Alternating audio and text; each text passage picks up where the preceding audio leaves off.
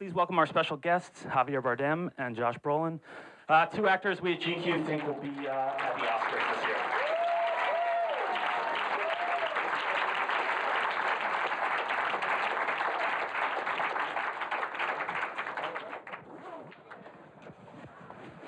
I think we're going to start with the first clip.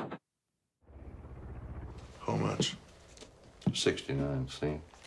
And the gas? Y'all getting any rain up your way? What way would that be? I seen you was from Dallas. What business is it of yours? Where I'm from? Friendo? I didn't mean nothing by it. Didn't mean nothing. If you don't want to accept that, I don't know what else I can do for you.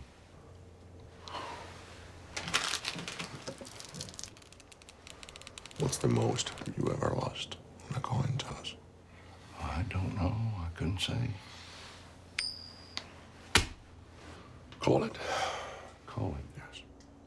For what? Just call it. Well, we need to know what we're calling it for here. You need to call it.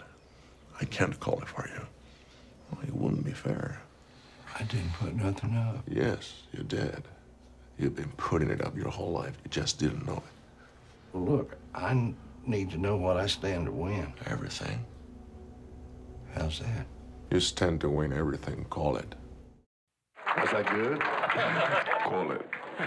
Call it. Did you finally learn how to perform? I did. Every time I watch him, it makes my heart pitter-patter. I think the first thing we want to know is, where'd you get that haircut? Josh idea. Josh, you did the haircut? I did. With his I own did. hands. The Coens said, because I've been around longer than Javier, the Coens said, since you have so much experience, why don't you cut his hair? And Javier went, no! And I went, no, it's going to be all right. It's going to be all right. So I did. I took the garden shears and went for it. I think it looks good. Yeah. I have a salon right down the street, by the way, if you want to go. Plug it, give an address? No. No, really, what happened with the haircut? The haircut was Coens and Paul LeBlanc, the hairdresser idea, and it took him like 3 minutes to destroy my life for the next 3 months. Because that's my actual hair. And yeah, when they say cut and you go back to the hotel to sleep, you have to live with that. So that's what happened. Javier would go into this severe depression where you just, and it wasn't like you'd think it was the part and you thinking all that, and I go, hey, what's wrong? What's the matter with you? And he goes, oh, my hair. It's awful. I'm going to die. Javier, how much training did you have to do for this movie? Was there anything involved in learning to shoot that cattle rifle? Yeah, actually, yes, because there was this great guy called Keith that was teaching us how to shoot, and I never held a gun before. I hope not to hold it again. I'm the worst in that sense, and I was shooting, how do you say, the target thing, the guy that comes... Target practice? Yeah. The first time I shoot, I hit it on the head. Boom, boom, boom. And he was like, wow. I said, no, that's an accident. From there on, I never hit the target again. Never, ever. Because I was shooting, like, looking to the other side. And the guy was saying, are you playing a villain? You can barely watch what you're doing. And when you're shooting, I said, I hate violence. And he called me the Spanish ballerina. Josh, you came to this movie in an interesting way with probably the world's most expensive audition tape ever. Will you tell the audience how exactly that happened? I was in the middle of doing a movie called Grindhouse in Austin, Texas, and I heard about this. I had read the book long before, and I was a huge fan of the book long before I found out about the movie and that they were making a movie.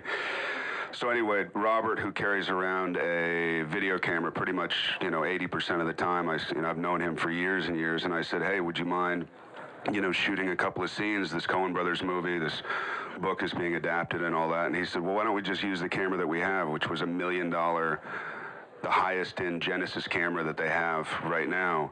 And he says, let's do it during lunch. So what ended up happening is Marley Shelton, who plays my wife in Grindhouse, played Carla Jean, sweetly enough. And we went in during lunch with a completely lit set, used $1 million camera to shoot an audition that Quentin Tarantino directed and Robert lit and shot. and then Robert cut it afterwards and put music to it and all this. And anyway, they got it a few days later, and their response was, "Wow, who lit it?" And then ultimately the response was no. That he's not the guy we're looking for. And it wasn't until about 2.5 months later that my agent, who is an amazing guy, Michael Cooper, was able to be persistent enough and annoying enough to get me into the last casting session that they had. What I found out later was the last casting session.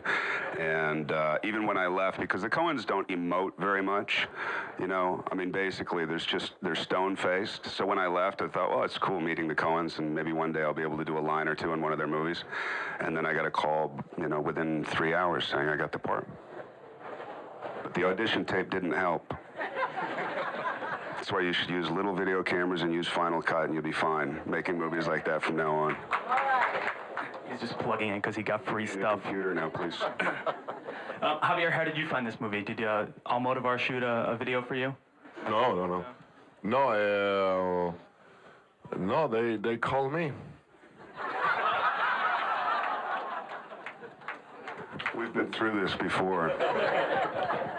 No, my agent also knew that there was a tiny room for a foreign actor to play Chigurh, since Chigurh in the book and in the script doesn't belong to anywhere in special. So it was a big chance for a foreign actor to play that role, and I have to say that the Coens are by far my favorite directors ever since the first time I saw Blood Simple back in the end of the 80s. And when I heard that, I was truly anxious to see if I could be that one. And I met with them, and the miracle happened. It's great. Will you actually play clip number 2, No Information? The actual clip number 2. See a little bit of the humor in this movie.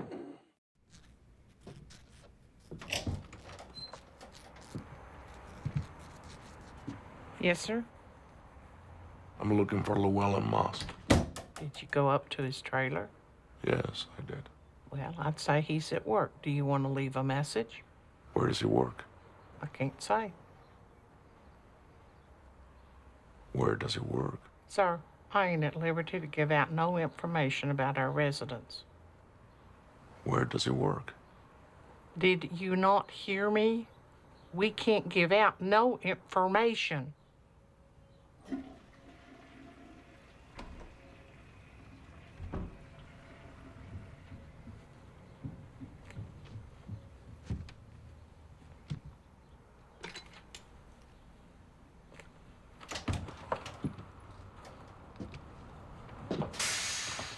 A little taste of the humor. So, Josh, back to your story. So you get this part of a lifetime, basically, and then, of course, something goes wrong just before filming. What happened to you? 2 days after I got the part, you know, working, and unlike Javier, you know, I've always been a huge fan of the Coens, and just the humor and the tension in this film, and knowing that they were going to inject kind of absurd humor in the whole thing, it's kind of my bag, and I was so happy and proud and honored to work with the Coens. And I was doing another movie. I was just about to start another movie called The Dead Girl, and I was riding my motorcycle from the wardrobe fitting of the Coens movie to the Dead Girl wardrobe fitting, and a car turned left right in front of me, and I T-boned a car at about 40 miles an hour. And I was in the air, and I was thinking about how nice it would have been to work with the Coens, and you know, it's too bad that, anyway, I was in the air for a very long time. It was like I was swimming through the air, and when I landed, I snapped my collarbone in half. And I knew it right away. I heard it pop, and then I thought, all right, what do I do? Anyway, I didn't say anything for a week, and then my lawyer told me, look, you're liable if you don't say anything and you get hurt again on the set, because my feeling was just grit your teeth and get through it. You know, you can do it. And then finally I talked to my doctor, and then I told Ethan, who I knew was going to call my doctor, so I coached my doctor in what to say. Anyway, it was all a big lie. It started out as a hairline fracture, and then by the end of the movie, they found out that it was a total snap. Anyway, we did it. And it wasn't a not physical role. I mean, what happened with this dog? There's a sort of incredible scene where you're being chased by the world's most vicious animal. How did that go with your collarbone? Collarbone? I mean, the whole thing, people have asked me, well, did it help your role and all that? And all that's kind of crap. But what it did do is Ethan called me at one point, right before we started shooting, and he said, what collarbone is broken? Because Moss gets, it's okay to say this, right? Moss gets shot in the right shoulder toward the beginning of the film, and he said, what shoulder did you snap your collarbone or break your collarbone? I said, the right side. He goes, okay, we'll be fine. He didn't care about me. He just cared it was the right side. But yeah, we had this dog, and we shot for a week, and this dog, I mean, you'll see the movie eventually, or I don't know if there's a clip here or anything, but we shot for a week swimming away from a dog that was not a movie dog. It was a trained attack dog, which I think was just fun for the Coens. You know, they're a weird bunch. Javier, did you hang out and watch the dog? No, not really. That day he woke up at 4 o'clock in the morning to shoot Dawn, you say? Dawn and Dusk. With his collarbone broken and a dog that he was doing like that. I said, no, I'm going back to the hotel. What am I doing here? He was back in the hotel crying about his haircut. I was just trying to figure out in front of the mirror what to do with it. We're going to show a clip called the Del Rio.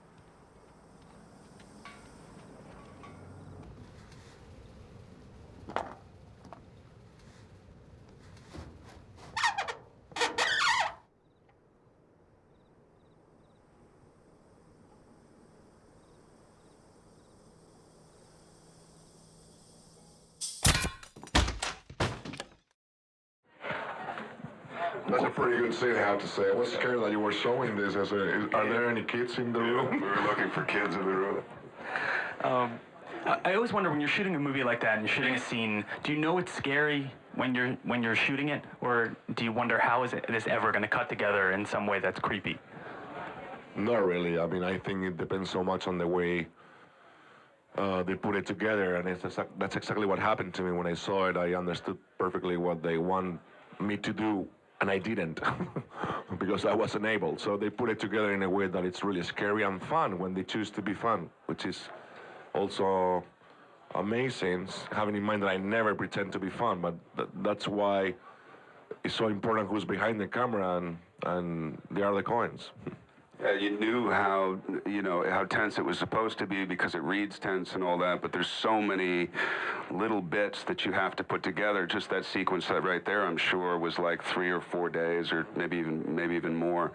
And then when we saw it the first time, we had no idea. We were just like supporting each other when we saw it the first time, because it could have been silly. It could have just not cut together. And then you see the way this is, for us, saw the way it was cut together. We've read the book a couple of times. We've read the script probably 15 times. And still I looked over at Javier, and both of us were like this watching the movie. And then he leaned over to me and he goes, "It's a pretty good movie, isn't it?" And I go, "That's pretty good, man." We were very happy. When did you first do your impersonation of Javier for him? Probably the second day. He was so funny because he went to go do Love in the Time of Call. He hates it, but he laughs along just because he doesn't have a choice. But he was doing in Colombia, Love in the Time of Cholera, and he called me and said, "Man, I'm so happy I'm not around you right now because I'm around Spanish-speaking people, and it's nice to not be made fun of for one day." You're both actually the children of families who are involved in the business and acting. Do you run your projects by your families? Does that help you? Does it hurt you? Do you run? What does that mean? That means you show your family the scripts before you do them, so they can decide for you. Well, no, not really. I mean, I asked for advice. My mom has been working as an actress since almost 50 years now, and the parents of my grandparents were actors in a time where actors were not allowed to be buried on a sacred land because they were prostitutes and homosexuals based on what people were saying. So they were not Respected. respected. Right. So it comes from a long place, long time. But yes, of course, my mom is like a great, really amazing actress, and I always ask for advice. And she always tells me, you have to get wrong by yourself, man. I can't give you any advice more than that. Yeah, I mean, a lot of times, because they're in the same business, whether it be in plumbing or acting or whatever, they have the experience. And you go, and usually the case is be true to yourself, especially in this business when you're, you have the pull of doing things that may not be visceral characters. And I think that's where we're really lucky. I mean, we've been able to do these kind of phenomenal, visceral, bizarre characters, that are kind of turning into leading men now, which is great, Javier, how do you decide where to work? Since you do work in so many different countries, or in home in Spain and here, and how do you decide? I don't think it's something that I decide. It's something that happened, like an accident. I live in Madrid. I live in Spain. I work in Spanish. But funny enough, I have more offers now coming from the outside rather than from the inside. But it's not something that you choose. It's something that happens that way, and then you want to keep on working. It's not about changing your place because you want to achieve any goal in specific or get to some place in specific. It's like you want to work, and if they call you from here and there are things like that, I mean, you will be totally nuts if you don't do it. And what are the Coens like? They don't give many interviews. They're pretty quiet. Let us inside. They're freaky, strange. They're manipulative. They kept us in cages the whole time. When we didn't do what they wanted, what? They didn't feed us. They did feed Javier quite a lot, actually. No, I mean, Are they encouraging as directors? I know you don't want to joke around. That's okay. Yeah, are they encouraging? Very. There's an incredible lack of ego on the set. I felt That was on you. That was what? That side was on you. Yeah, I know. Every time I tell this story, Javier's like, well, not with me. For the first 2 weeks, I think that, at least for me, okay, that it was a little unnerving because they don't give a lot of feedback, and later on you start to realize that, the onus is to cast properly, at least from their perspective. So when you're actually doing scenes, there's not a lot of tweaking, and a lot of, directors manipulate a lot of times and, really try to get you to this place, even if it's not necessary because they feel like they're doing something, that's part of their job and they need to do it, where the Coens only really end up doing what's necessary. And you don't know if it's going to, because there's such a lack of manipulation going on, that you're not sure how it's turning out. And there's no real compliments. Again, he says that's not true with his, but it is true. It's not like, wow, oh, amazing scene. Oh my God, you're amazing. We're going to use you in the next one. There's none of that. And I've said this a bunch of times, that Ethan's, greatest compliment to me after a long scene that I did is he looked at me and he kind of went, and I was like, what is that? And he was like, no, it's good. It's good. We're going to go on to the next scene? Nah, if you want. It's up to you. Javier, what's the difference between the Coens and Julian Schnabel? Why do they have to have anything in common? They both make movies with you. Yeah. I guess the only common point is me. No, I mean, Julian is, I haven't thought about that. That's a very tricky question. I guess they have in common the need of really doing what they believe in. I mean, they are not especially people taken by what the market expects from out of them or something. It's like they do what they believe in, and no matter how much effort that will take, or they really are loyal to themselves, and that's very difficult to find these days, no? They're very personal in what they do, and there was a great Thank thing. you. It was that easy. They were very personal. Yeah, personal. Thank you. Thank you. There was a moment after Julian saw No Country that I saw him outside. It was in Toronto, I guess. Yeah.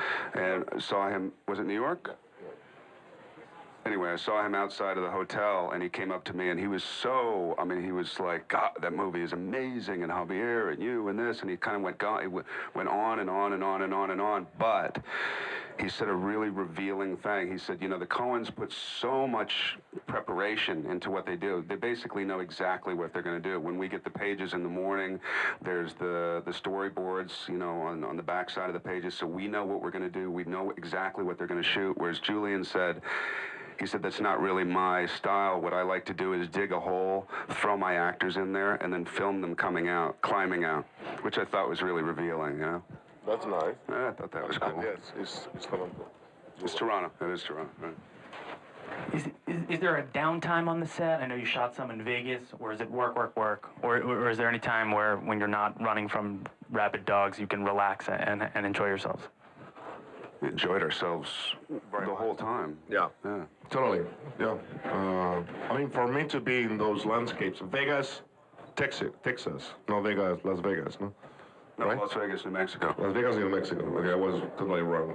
That's all right. Yeah. You ask were me in about it. character. But we had fun. I don't know the other people, but we had fun. We had a blast together. Yeah. Yeah. We can't tell you the stories. Yeah, of course not. Well, Illegal. that sort of segues perfectly into this next scene. Would you play the clip Buenos Dias? Buenos dias. I'm guessing this isn't the future you had pictured for yourself when you first clapped eyes on that money. Don't worry, I'm not the man who's after you. I know that. I've seen him. You've seen him. Man, you're not dead. Huh. What's this guy supposed to be, the ultimate badass? No, I don't think that's how I'd describe him. How would you describe him? I guess I'd say he doesn't have a sense of humor. His name's Chigurh. Sugar. Chigurh, Anton Chigurh. You know how he found you? Yeah, I know how he found me. It's called a transponder. I know what it's called. He won't find me again. Not that way. Not anyway. Took me about 3 hours. Yeah, well, I've been immobile. No, you don't understand. There's no Woody Harrelson stories we can share in the Apple Store, the family-friendly Apple Store. Woody was the only guy that got through that scene, and he had changed a line here and there, and he came in with, like, I don't know, pretty severe rewrites at one point, which they just kind of chuckled at. But he did change a line here and there, but he was the one guy that when he finished that scene, the Coens were like, oh my God, amazing, wow. And we were like, what's happening? We've been here for 2 months, man. Woody's been here for 2 hours. The book and the movie are, in many ways, sort of about longing for a simpler time. Maybe it's ironic to talk about that at the Apple Store. But it's about sort of this No Country for Old Men. Do you guys ever feel like things are moving too quickly, or when you go home to Spain, do you think this is maybe a little bit better? Do you answer first? Then I think about the answer. He knows that I can just talk and talk and talk. No, no, not at all, because I think that's a generational thing. I think it happens every generation since the beginning of parents and their kids, you know, where the parents are always looking at their children and the generation after them and going, what's the world coming to? It's all coming to an end. And then those people grow up, become punk rockers and look back at their kid. You know what I mean? It's a never-ending cycle. So I just think this is a very specified West Texas version of this place and time, you know? That was a good answer. Thank you. Do you guys think about awards? There was a big success when the film premiered at the film festivals. Do you start to think about the Oscars, or does it make you uncomfortable to think about it? Meetings about awards. You're Like in the I'm middle sure of the you're not movie, kidding. I think, what do you think, Oscar, maybe? Or at least maybe one from our kids, if that doesn't happen, one we can buy at Walmart.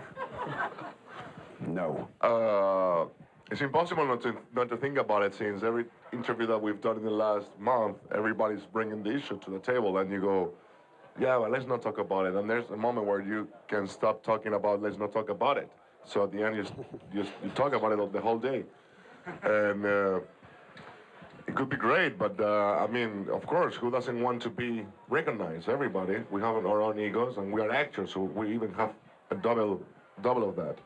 But it's too much of a big deal for me, and I guess for everybody to think about that. Something that hasn't to do with what your goal was, which is just do a good movie with the Coens, which is already done, and that's for me is enough. That's my It gift. seems like the people who bring that up, it's more about an appreciation for the film, that they really love the film, and they want that experience to continue, and therefore they'll bring something, the one thing that you can bring up, which is something way down the line in February and March. How can we keep this feeling going, you know, which is a great compliment. Javier, you were nominated a few years ago. What do you remember about that night? You were? Yeah, I was, man. Okay, sorry.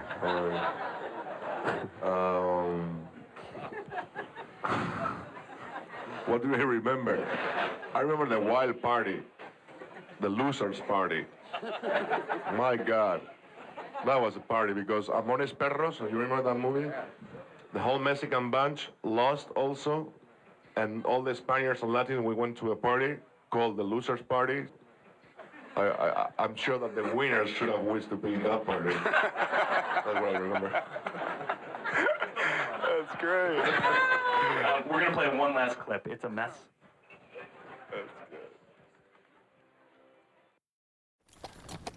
Well, this is just a deal gone wrong, isn't it? Yeah. Appears to have been a glitch or two. What calibers you got there, Sheriff? 9mm. Couple of 45 ACPs. Somebody unloaded on that thing with a shotgun. How come you reckon the coyotes ain't been at them? I don't know. I think we're looking at more than one fracas. That Mexican brown dope. Well, this was earlier. Getting set to trade. Then, whoa, differences. You know, might not even have been no money. That's possible. But you don't believe it. No. Probably I don't. Well, it's a mess, ain't it, Sheriff? If it ain't, it'll do till the mess gets here. Okay, I think we're going to take some questions from the audience. The question was just, what challenged you most about these two roles? The lack of dialogue, the silence. You know, as an actor, you're motivated by dialogue. Dialogue is whether it's a crutch or not. I never thought of it in those terms until this movie. But, you know, all drama and comedy and everything is motivated by dialogue. And take the dialogue out, and suddenly you have to start figuring out how to convey ideas without words. So, and then you take the music, the manipulative music out of it, and then everything has weight all of a sudden. Means something. And means something. And that means something. And the fear was not to overcompensate. You know, the Coens and I made it a very conscious choice, or I did. I came to them and I said, look, if I start either checking out completely because I've walked the desert, you know, for the umpteenth time, and I start taking a trip to Tahiti in my head, please let me know if you see the vacancy in my eyes. Or if I start grunting or scratching where it just doesn't belong, if I'm just doing it because I'm feeling boring or something, please tell me to stop. But so that was for me. For me, it was more kind of trying to portray what on the book and on the script is more kind of a symbolic idea or representation of what violence is, and it's not really like a human being, more than kind of an icon of what a violence represents. So try to put that on, well, I don't know, on a physicality, on a body language kind of thing. He was just asking about rehearsal. The process of rehearsal for the film. There was rehearsal time, not very long though. Yeah, a week, and not very, intense in the sense of really people making a huge brainstorming kind of thing. It was more bringing ideas to the common sense from everybody, because the Coens really allow you to go your way, and if you are wrong, they let you know, but they're really open to let yourself bring whatever you think is the best for the role. And which is a big responsibility, because sometimes I wish like a little kid to have daddy and mommy telling me what I have to do, but they ask you to be a grown up, and they say, okay, that's your chance. Show me. And you go, wow. It's really well put. I mean, that's exactly what it is. And these guys, they don't they don't carry you along. They said, you got a job to do, you do it. So the rehearsal process was mostly questions for us. I remember Javier, and I won't to say what it was, but Javier got very frustrated at one point because of a scene. And we saw each other at the sushi restaurant afterwards, and he was like, oh man, it's so frustrating. They're so nice. They're so nice because they allow you to go through your process, because they're more confident about process than anybody else I've ever seen. That you go through the fluctuations of insecurity and finding the role, because you want to feel like you've earned the role, even after you've gotten the role, in order to appropriately play it, you know, or dynamically play it. So yeah, a lot of questions. There was no, you wouldn't, you know, there's only a quarter page of dialogue that you'd be able to rehearse. Yeah. Or shotguns or something, you know. The question was, did you guys meet Cormac McCarthy at all, the author of the novel, and did he have any interaction on the film? I didn't. He was on the set one day that I was in, and I guess I was so anxious to make some questions about that I didn't ask anything. I just asked him what was the right pronunciation of my character's name, which is quite weird, and he said Chigurh. So okay, that's fine. He saw my haircut and he approved it. We asked him, like, what was the etymology of Chigurh? And he goes, just made up, which I loved. Did he really say that? He did. He honestly said that, just made up. We thought it was some great mythological, you know, the horse and the snakes coming out of the hooves and all this kind of stuff. But no, we didn't know. The Coens had never talked to him before he came to the set. A friend of mine found his number, was able to find his number, and he's not interested in talking about the writing or any of it. And I don't even think the Coens were. He's a huge fan of Miller's Crossing, so we talked about that a lot. The question was, how much did the landscape of the Southwest influence your performances? On my side, I have in mind that I'm from Spain, and I went there and I spent there 3 months, shooting 1-2 days per week, having a lot of free time and watching that landscape. I felt quite an isolation, which it was pretty good for me to bring that into the role, having in mind, as I said before, that the character himself doesn't belong to anywhere, so he feels like, not that he feels, is kind of an isolated human being. So that worked on my side with working proposals, but personal, it was hard. I mean, I love the landscape, but it was too much time there without driving license. I don't drive, so it was like, landscape was something right there in the distance. It was like when they were talking about Javier doing the part, he says, I don't know, because I don't drive, I don't like violence, and I don't speak English, so maybe it's not so good that I do this. Landscape is like a character in Coen, and I'm glad you pointed that out, because it is. They create character. You know, if you look at Fargo and you see this vast, white, wide shots, you know, their terrain, or the terrain that they choose for where their movie sets, becomes a character in itself. And I think this is appropriate because it's mean and it's dirty and it's gritty and, you know, and all that. So it's nice that they're able to exploit that, you know. That's their through line. I don't see a lot of through line in their movies except that, you know.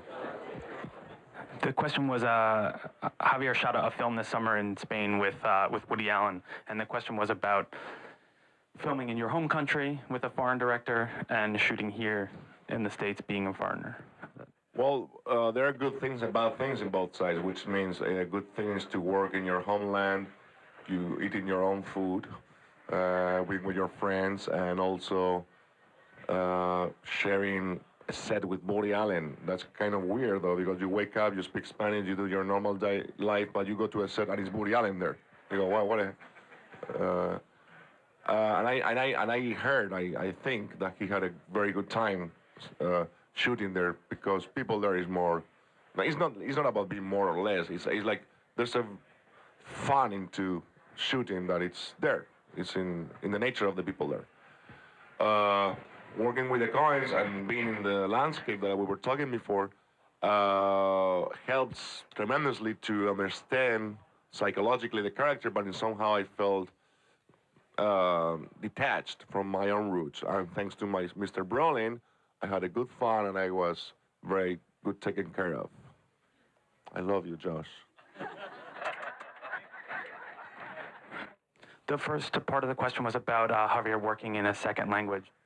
It can never be the same working in Spanish than in English. It's impossible. I think the words implies a memory that is related to the experience of our lives. And my experience in English is just very brief and brand new. So when you act, you try to let yourself go, let yourself free, and at the same time be connected with something personal in somehow.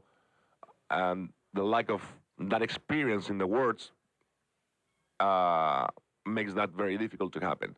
So there's always a judge in your mind while you're acting that is telling you what to do. Watch out with that D, watch out with that word, make a pause, stress that word, not the other one. And there's a machine going on very fast that you have to control, and it's so against what performing is that sometimes it's very schizophrenic. The question was for Javier, how he brought a humanity to this villain, this character. I don't think he has any humanity, though. I think that he's kind of machine. But it's true that you have to find something that is down to earth for people to get related to him. Otherwise, you will see a machine going on, like kind of a Terminator, and you won't feel anything for him. I don't know. I think it's based on imagination and fiction. I haven't killed anybody so far, so I can really go back to my experience. But what I think is that we all want to kill someone in our life, somehow, our parents included. And of course, we stopped doing it. We stopped because we have common sense and we have a reason that tells us what's good and what's bad. But with imagination, you can fill that gap of those who cannot stop and go ahead with it. And that's where the fun of performing begins, because it's about losing yourself in imagining what that would be. Yeah, I mean, we're not two guys that feel like if we play plumbers that we have to find the core of what a plumber really is, you know. And I know a lot of people feel that way, or a lot of actors feel like they need to go there. But I think we are the same, and where you don't, you know, we're already human, so the human side of it is kind of already there, and then you just let your imagination go wild, you know. Yeah. I mean, he can't help but be human, and he's Latino. Great, we're just going to play the last clip, the trailer.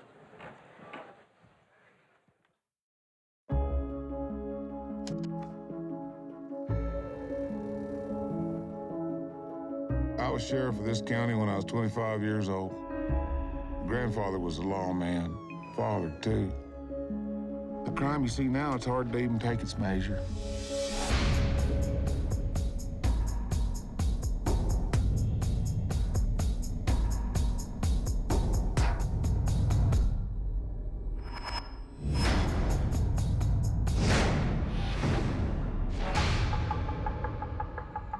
We're out a bunch of money and the other party is out his product.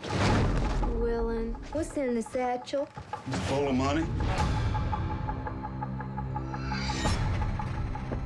I'm looking for Llewelyn Moss. Do you want to leave a message? Yes. What are you doing, baby? Fixing to do something dumber now, but I'm going anyways. You think the Moss has got any notion of the sorts that are hunting him? You can't stop what's coming. What's this guy supposed to be, the ultimate badass? Compared to what? The bubonic plague? These people will kill him, Carla Jean. They won't quit. He won't neither. I always think this is what it come to. I previsioned it. You know how this is gonna turn out, don't you? Nope. I think you do.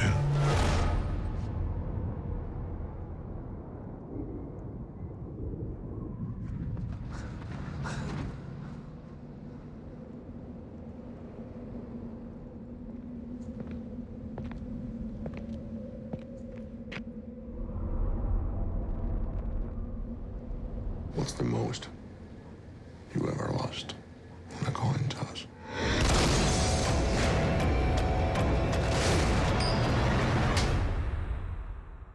Call it friendo.